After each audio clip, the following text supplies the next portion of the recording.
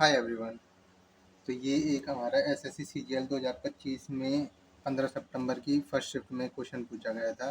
Question है हमारा, two circles have radii of 12 centimetre and 4 centimetre if the length of a direct tangent is 15 centimetre what is the distance between their centres. ठीक है ना, यानी दो वृत्तों की त्रिज्याएं दे रखी हैं 12 सेंटीमीटर और 4 सेंटीमीटर और उनकी एक सीधी उभयनिष्ठ रेखा की लंबाई दे रखी है और उनके सेंटर्स है, उनके बीच की डिस्टेंस पूछी है। ठीक है, तो सबसे पहले हम क्वेश्चन देखेंगे, उस क्वेश्चन पे बेस्ड जो हमारा कॉन्सेप्ट है उसको क्लियर करेंगे।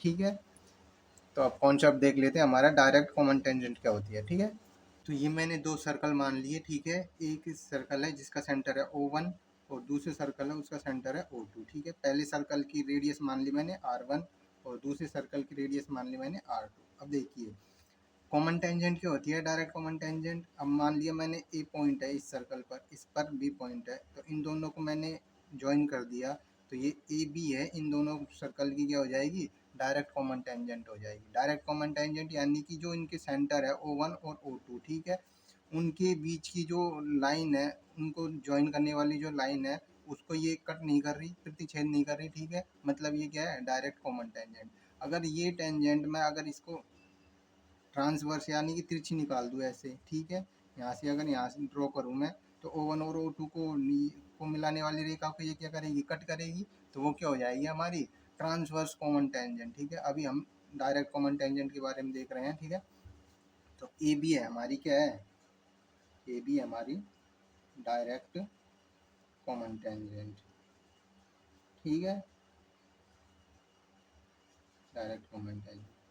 अब देखिए यहाँ पर मैंने पहले सर्कल की रेडियस है R1, दूसरे सर्कल की रेडियस है R2। ठीक है, और इनके दोनों के सेंटर है, उनके बीच की डिस्टेंस है D। ठीक है, अब हमें क्या निकालना है, हमें D की डिस्टेंस निकालनी है। क्या निकालनी है, D की डिस्टेंस निकालनी है।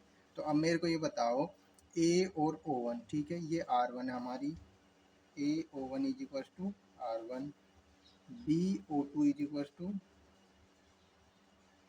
R2। ठीक है, तो ये अब आपको सभी को पता है जब कभी भी किसी सर्कल के सेंटर से उसके जो अपने टेंजेंट है उसके टेंजेंटियल पॉइंट को मिलाते हैं, ठीक है, तो वो जो लाइन ड्रॉ होती है वो हमेशा किस पे 90 डिग्री पर कट करती है, किसको, हमारी टेंजेंट। यानी कह सकते हैं जो जो टेंजेंशियल पॉइंट और जो सेंटर है उनके बीच की लाइन है वो हमेशा टेंजेंट पर क्या होती है, परपेंडिकुलर, यानी 90 डिग्री का कोण बनाती है। ठीक है, तो ओ ए हमारी क्या है, O1A, ये क्या है, परपेंडिकुलर है किस पर, ए बी पर।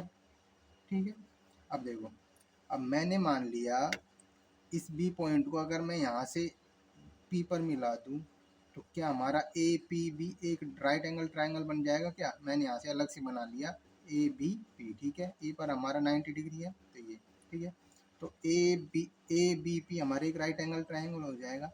ठीक है, अब हमें पता है O1A ये क्या हमारी R1 है। ठीक है, और B1 O2B ये हमारा R2 है। ठीक है, अगर मेरे को निकालना हो AP, निकालना हो AP, ठीक है, AP में निकालूँ तो ये AO1 क्या है हमारा, पूरा R1 है।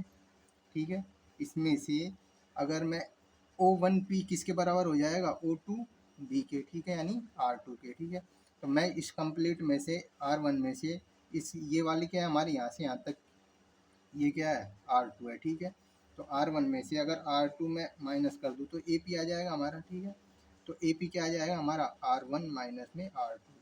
ए बी हमें निकालना ही है, ये क्या है हमारा डायरेक्ट कॉमन टेंजेंट है ए बी। ठीक है, और डी हमें ए O1 और O2, ठीक है, ये किसके बराबर हो जाएगा, P और B के बराबर हो जाएगा। क्या, O1 O2 ये पैरेलल है, ठीक है, इसके, तो P B के बराबर हो जाएगा, तो P B क्या हो जाएगी हमारी, डिस्टेंस हो जाएगी O1 O2 के बीच की। ठीक है, नहीं हमको तो निकालना है ना, डायरेक्ट कॉमन टेंजेंट निकालना है, तो डायरेक्ट कॉमन टेंजेंट का square is equal to D का square minus R1 minus R2 का स्क्वायर।